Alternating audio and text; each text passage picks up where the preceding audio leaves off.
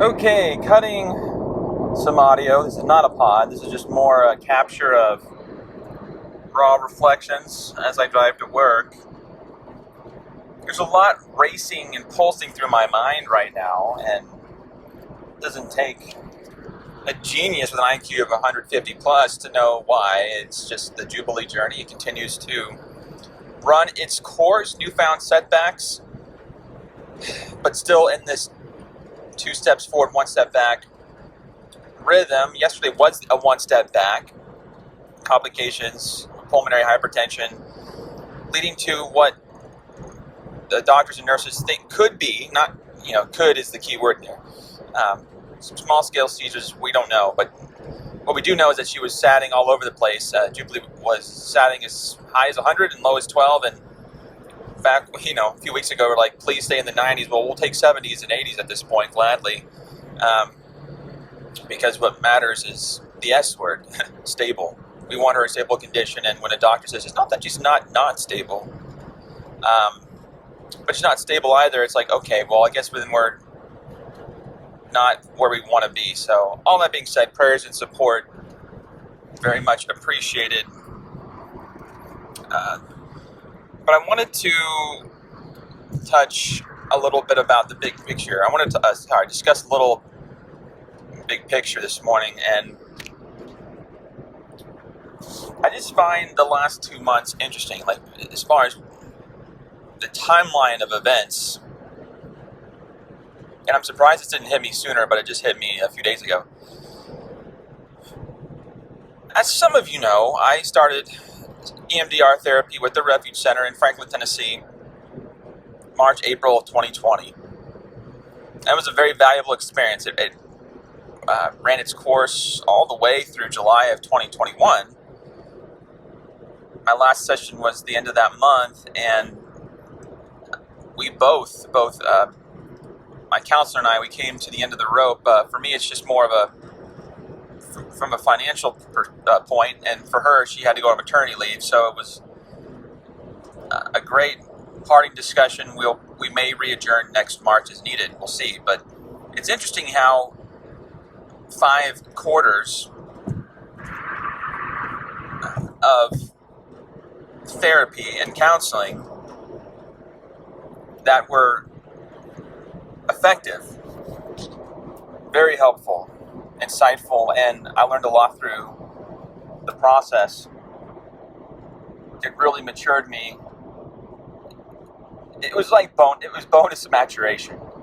It was essentially me asking for help, receiving wisdom and guidance, pointing in the direction that helped, saying yes to what I needed to say yes to, going back to, this was February 2020 when my Refuge Center journey started, right before COVID disrupted. So I got in the door with Refuge Center, and while a lot of it was from a distance, it was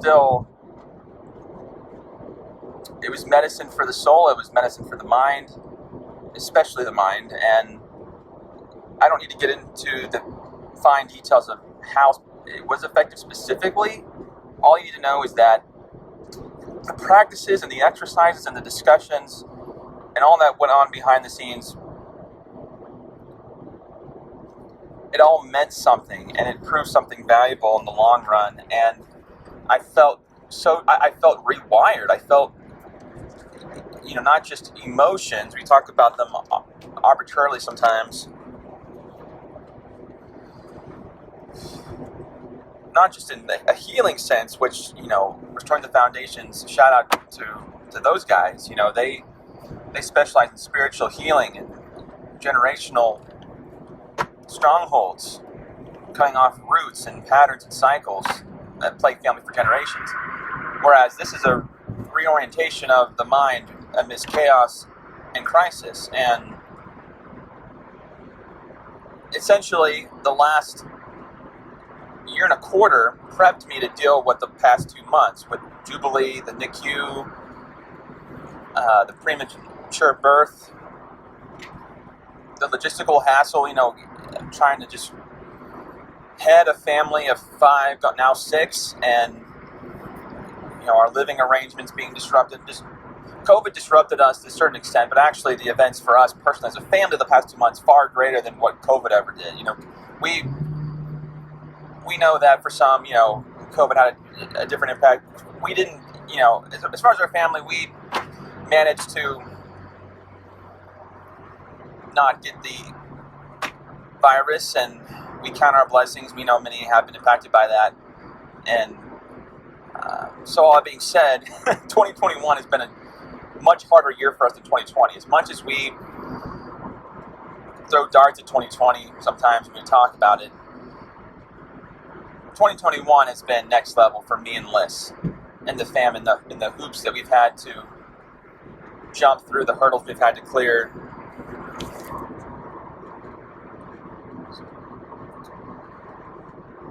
So it's just interesting how my counseling season winds down, and not even 2 weeks later, we find out that this pregnancy is not going to go full term, that there are going to be complications, we just don't know what, and then, as you know, 10 days later, Liz goes to the hospital, Jubilee's born 8 days after that date of admittance, and since August 21st, we've been juggling this new life that amidst a new rhythm. Work and NICU, and then living at Liz's parents' place, and then to complicate things, we've had a lot of car problems, and our house flooded Sunday due to a washer issue, a malfunction while we were all out of the house, and we're redoing the floors, and there's silver linings in so much of this, where it's just when you really distill it down, it's bad timing and inconvenience, sleeping on a couch, for instance, and not being able to sleep in your own bed, and not having the comforts of your home to return to, and kids not having their bedrooms to settle down in. I guess you go down the list. It's like you have to reinvent new routines sometimes, and how you handle things, and just being able to love outside of what you're comfortable with. I mean, so much has not been comfortable, and I think that's been it's been helpful in a healthy way for Liz and I. So for the last 65 days, we've only spent maybe a week at our house, and now it's being heavily renovated. And yeah, the resale value we put on the market next year, God willing, we're going to come out of this better. And by the way, we don't want to forget the continued prayer support, the generosity, benevolence. We are blown away by so many sovereign happenings, God's sovereignty at work through the benevolence of His people. And I've been documenting our journey, not with the intent to obtain or receive anything. We just feel like we're unlocking some essential mysteries, how to overcome it, how to exactly be a conqueror when crap hits the fan, when things just don't go right, left and right. When you're in chaos and crisis mode, how do you respond in a holy way that gives glory to God? How do you give glory to God when things aren't jiving or gelling? When you're in this Job Light type run. Liz even brought that up. She kind of feels like, after the house flood, it's like, what else can go wrong? It's like, well, let's not enhance the bullseye on our back or any means. We know that demonic oppression, the principalities of darkness are a real thing. We don't want to tempt them, but we want to also just stand in courage and say, not your will, but God's will be done. At the end of the day, you have, principalities of darkness have no power, authority, or control over our lives.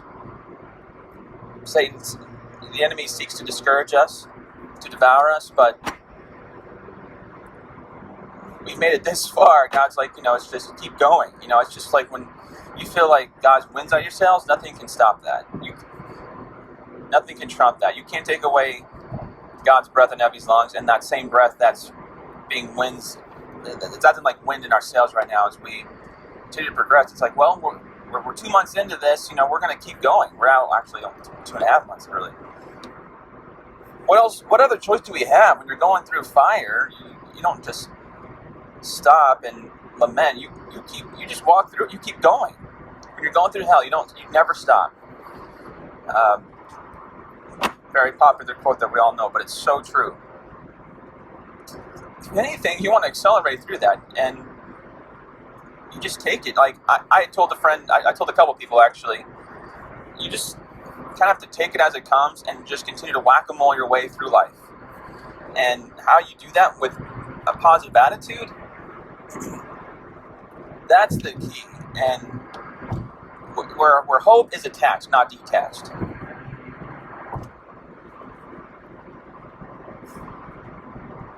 I feel like my hope has been anchored throughout this, and it's proven, like, Christ in me, God being, again, sovereign and so good throughout this whole ordeal. He's been so good to help me stay the course and be, I'm not a perfect rock, but just a rock as the man of the house, as a husband and a father. Just being able to convince my kids that everything is going to be okay, and they're doing just great through all of the changes. It's just, you look big picture, good things are happening. We're becoming stronger through this. You feel that strength, like you feel this. It's not just skin thickening. It's your trust just maturing to new heights. You can just sense that.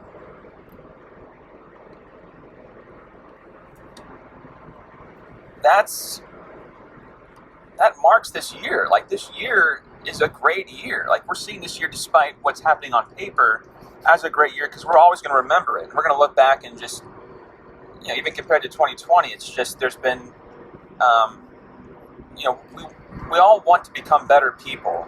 And so you have to learn to be thankful for what makes you not better in the world's eyes. I don't think there's a better way to say it, but what helps you become more like Christ. Let's say that. Whatever helps you become more like Christ, and you're tested, and you feel like you're passing those tests, that's a great feeling. It's better to be in that situation, I feel like, than when you feel like you're not being tested and you don't know, like you feel stagnant. And even when you're compelled to mature, in a sense, when you're compelled, you still have choices to make. Again, we're not perfect, but we've been making a lot of good choices, and we'll continue to make them. And we want to encourage people. We're not trying to obtain through an agenda of any kind. We're not trying to obtain from sympathy to manufacturing encouragement from people. Even some of the love offerings we receive, we're not trying to do that. We're simply being transparent. We feel called to be transparent and vulnerable about our journey. In this time and age that we're in, we can do that. And so we're parlaying updates with Jubilee into, this is where we're at. This is how you can pray for us and stand with us. And if God moves you to give, fine. But we're not asking for that. We're not certainly soliciting through these updates. We are just saying, we care about, we love the Lord and what He's doing in our lives right now, despite it being really difficult. And we know that if you follow along in what we're learning, you could possibly glean from this. You can gather some helpful nuggets of truth when your version of hell comes, and it will come. Not to sound doomsday or anything, but you could remember some of what we've discussed and talked about, vocalized on social media, whatnot, and it's not so much a comparison thing where, well, if so-and-so got through this, I should be able to get through this. It's not about comparing horizontally, but it's just, if they, look how God came through for them. That same God is the God I serve and love, and who loves me most importantly, and He's going to have my back and my front. And maybe there is times of silence and we don't feel like He's near all the time, but we can trust that He's working on our behalf because He's working for our good.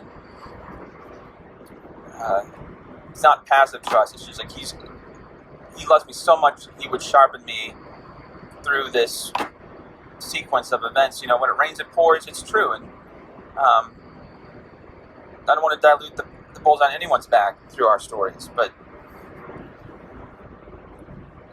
there's just times. There's times where it's like you can't control the fact that it's there. There's just so much that you can't control in this life. And we all want to control something. It's like, well, if you really want to control something, start with you, your behavior, your attitude, what you declare in the morning, what you think about, what you commit your hands and feet to, of course, at work, but just even the unseen places, what you're saying to yourself, inside yourself. Are you seeing what you do as worship? Are you expressing that to the Lord, and you're seeking to give Him glory in all that you say and do? And you start there as a basic foundation and see where it goes.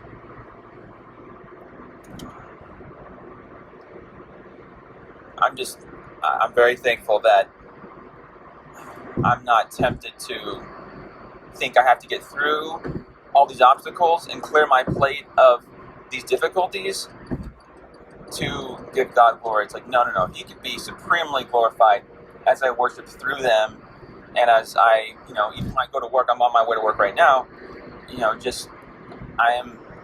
I'm tempted to be distracted, but I'm not, because I know that there are a lot of other people who are hurting, that, they're starting their charitable missions to help people who are afflicted, and some of these demographics, I'm not nearly as afflicted as them. I'm healthy. It's like, and I'm not, again, tempting the enemy to steal my health, but I just know that I see how it could be worse. And like when you're going through challenges, it's not wrong. It's perfectly fine to just be like, you know what? I know that I don't have the convenience of my home. I don't have flooring in my house right now, and Jubilee still, there's some newfound issues that the docs are having to troubleshoot at the moment. I'm not going to stop counting it all joy. There's still so many reasons to count it all joy, and it all starts with our Father who art in heaven, where we're ultimately going. Who, how, when, where we're being groomed to. So that's all I have for today. I know there's some noise in the background. Again, I'm driving, but just wanted to share some of this while it was fresh in my heart. So thank you for listening. As always, I'll catch you on the fry. Peace.